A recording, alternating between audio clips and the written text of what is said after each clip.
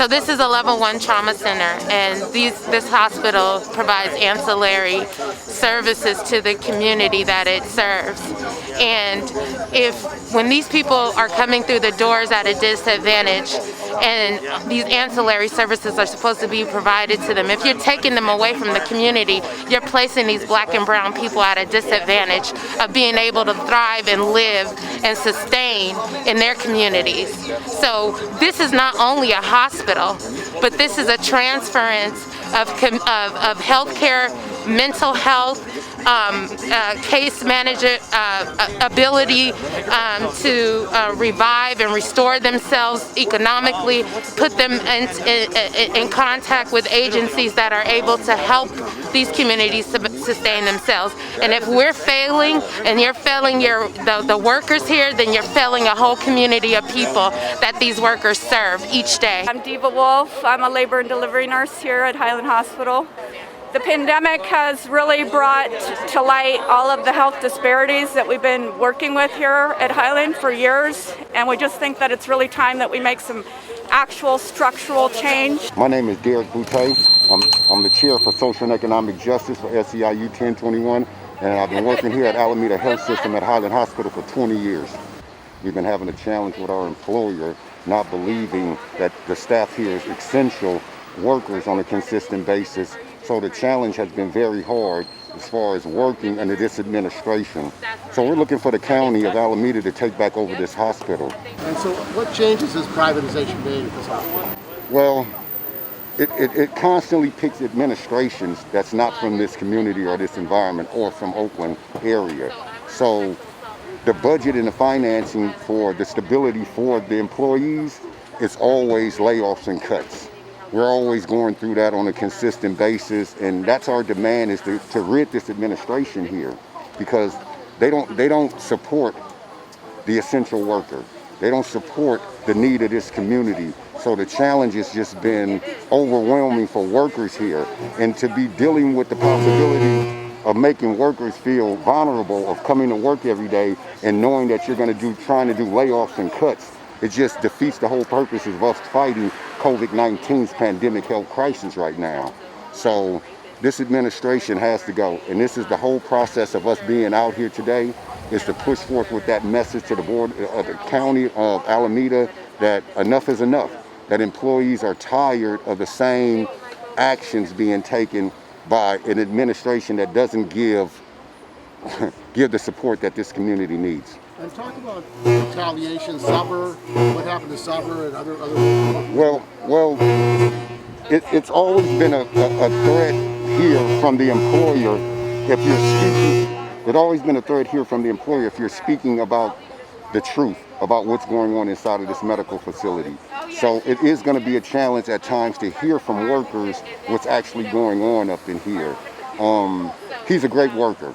He's been a dedicated worker inside this medical facility for us as family, because we're all up in here as employees, as family with one another, and we support him. We want him most definitely back to work.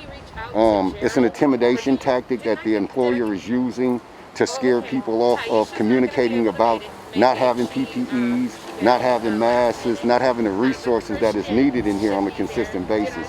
So it's hard, and I know that it's hard on him right now with his family, but he has our support for sure.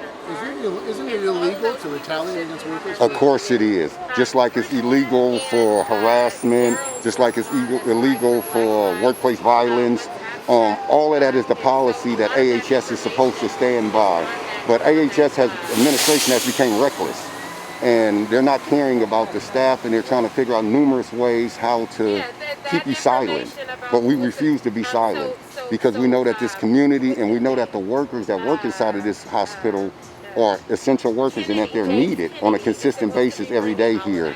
So this is our fight. This is what we're here for. What about OSHA? Have they been here, and have they prosecuted the company? I'm sure that they have been in here, just for the simple fact of lack of resources. Have I spoke to OSHA? No. Have any of the co-workers possibly has? There's a good chance, yes. Because, like I said, we're dealing with a health crisis.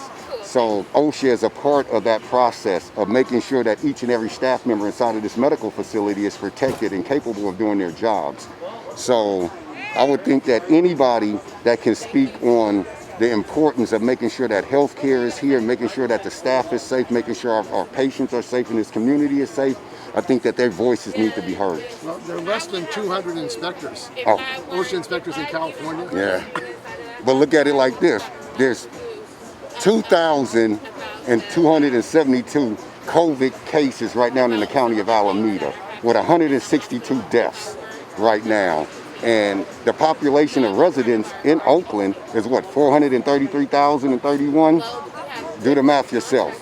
So it's a scared situation.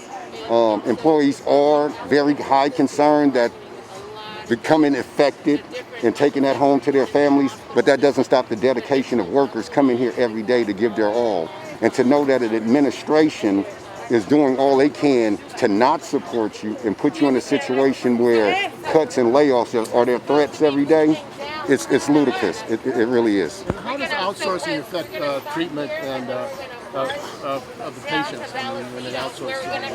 Well, outsourcing is a major impact because, you got a lot of patients that come up in here that only has Medicare coverage. And it's hard for a patient to walk up in here with a medical condition knowing that they're going to possibly not be able to get it taken care of because they don't have the strong insurance that they need. So all of those are correctable issues that can be corrected, that can be put out here to make sure that people do have the qualifying health care.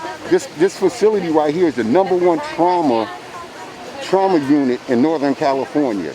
To not be advertising or making sure that this community is provided with the healthcare resources that is needed, it's very blundering and it's confusing to each and every one of the workers that's here. Because like I said, the dedication that workers give every day to not know that they're being supported is a very frustrating matter. And so you're asking the Board of Supervisors to take it back? Yes, that's our demand, is that the Board of Supervisors come back into this hospital and take control and give us the leadership and the guidance that we need.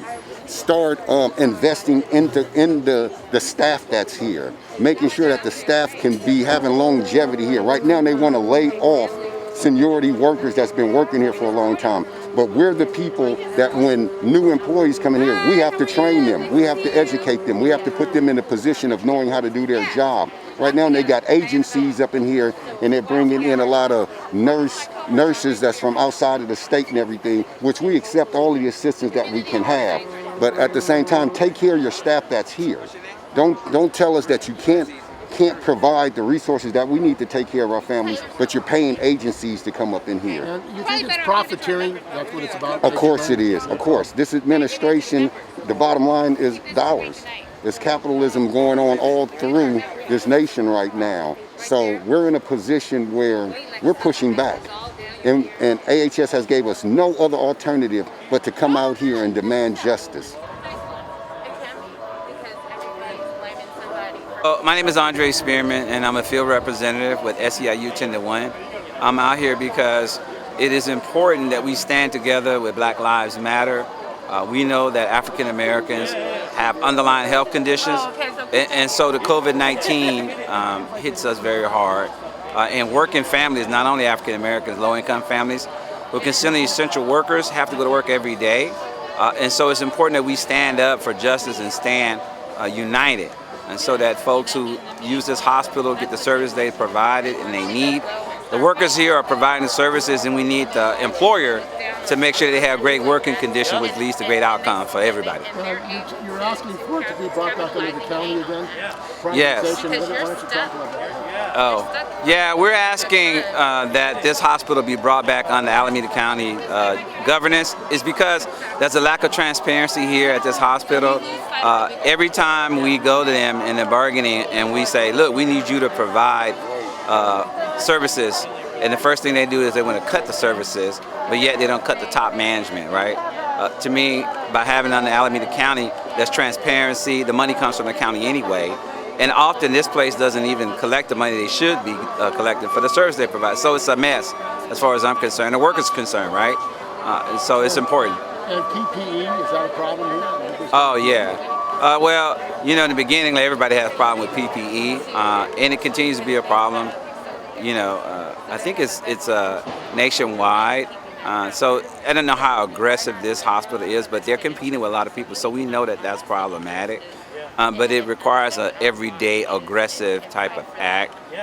And so I have no idea if they've gotten to the point to where they can say, we have enough PPE to cover everybody for all the conditions that they're necessary, particularly you're talking about folks who are asymptomatic. We don't know if they're positive or not, and so you have to provide workers with protections. We know right now that AHS does not want to make sure that the workers have masks to do their jobs. They want you to wear the same mask. They want you to not have PPEs. They want you to put your health, which we are doing as workers, on the front line to put your families at risk. But that's not stopping the workers here from making sure that this community is provided with health care resources. We're here dedicated to this community. The employees at San Leandro Hospital, the employees at John George, the employees at Fairmont Hospital, sorry about that, the employees at Newark, Eastmont, they're all dedicated workers to their communities. And they bring that to work every day. So why we can't be supported by AHS administration? What kind of power? What kind of power? Who got the power? Who got the power?